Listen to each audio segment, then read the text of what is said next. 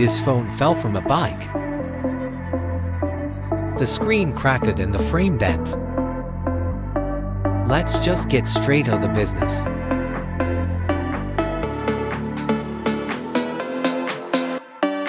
First, we swap the battery with a new one. Second, we test the new screen. There's a live sign. Third, we remove the old screen.